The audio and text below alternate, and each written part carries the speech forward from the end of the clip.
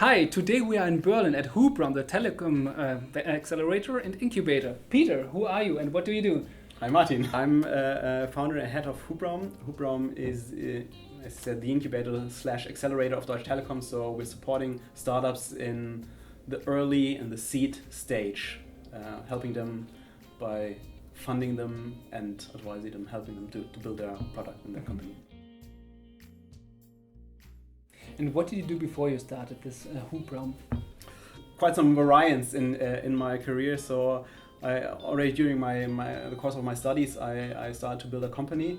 It was before the internet age, so therefore it wasn't directly related with the internet. It was in kind of an advertising agency. I then started out at a typical consulting firm, and then went in '97 into the sphere of internet. So I started at as a product manager for very early internet products back then, and actually there was at Deutsche Telekom as well. But I left the company again after 2.5 years or so to build my own startup, which was called Ever7, together with 3 friends. So there was a marketplace for freelancers, basically, for the communications and media industry. Well, actually, we went bust at like the bubble did back then. So through some consulting jobs and without having it planned, I came back to Deutsche Telekom actually, and worked in our headquarters at corporate strategy. So one of my projects was what later became Entertain, our TV product. So I did the initial strategy project for that. I then built up a daughter company for Deutsche Telekom, also in the innovation sphere. It was called the Telekom Innovations GmbH. So we were building products outside the headquarters. Also, it was located here in Berlin, dedicated GmbH. So a little bit also outside the structures of a typical corporate. Products like Fußball.de, for example, came out of that, or 3 Minutes short film portal, and a very early short film portal. And also, how was it called? Twister, a very early second screen product. So that was between 2006 and 2008 or so. And then when TINO GmbH, as it was called, to shorten the name a little bit, when we were migrated back into the corporation, so back into Deutsche Telekom AG, I was kind of, I mean, I still got my money, but I didn't have a structured job anymore. So I thought about what to do with my time,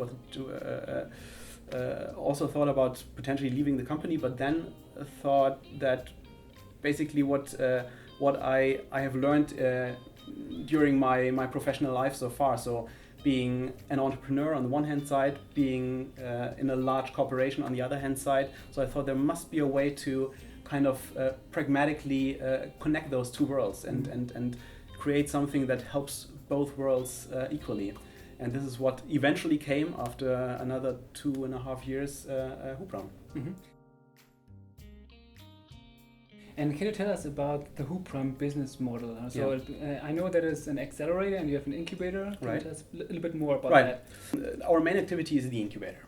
Incubator means that the teams that become part of it get basically 4 things. Number 1, funding up to 300,000 euros. Number 2, a place to work. So behind us, you've just seen our co-working space. Then number 3. We have a big network of advisors, of mentors from the startup scene, but also experts from Deutsche Telekom, domain experts, for example, like in the security space or so. And last not least, it's a pragmatic way for startups to connect with a large corporation and also profit from the strengths of a large corporation, like their reach, for example. And how can I, as an entrepreneur, gain reach through Telekom? Well, I mean, there are several ways because the product portfolio of Telekom is so huge. So I mean, there's lots of ways to interact with a corporation like DT. But one is, for example, at T-Systems we have T-Systems is the unit of Deutsche Telekom that serves the 400 biggest customers, like very big global corporations or governments or so. So their sales force are always happy to take their some of the products of our startups with them when approaching their clients, and basically, make it potentially more interesting also for the clients to get introduced to new products. Also trying to bundle their existing products with our products. So that's one way. But there's also programs like the Top Apps program at T-Mobile. So there's every month there's approximately 10 apps, mobile apps that get featured within the T-Mobile network. So that's another example.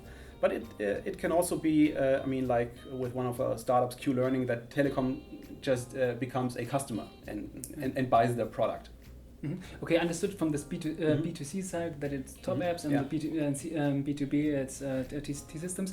In terms of this B2B side, when I have built a product, I don't know, some kind of subscription model that could target other Fortune 500 companies, who do I need to convince at Telecom so they will implement my product and sell it to their clients? Well, first of all, you should convince the Hubraum team and get accepted into the program. And then, actually, what we're doing is we're really trying to help the company, the startup, to find their way, because it would be so incredibly difficult for a startup to actually find their way through the big jungle that every large corporation is. So we have in place a handful of what we call key relationship managers, and they are really helping the startup to get access to the right person at the right time, and also try to kind of facilitate the whole process. And you talked about this incubator model, and how do you help your companies or portfolio companies for raising additional money once they leave your program? So after typically 9 to 12 months, they need additional money. And there's several ways. There could be a follow-on investment by T-Venture, for example. So Deutsche Telekom, for more than a decade, we have a dedicated venture fund. So this is way number one. Way number two would be to get money from another external investor, like a typical VC.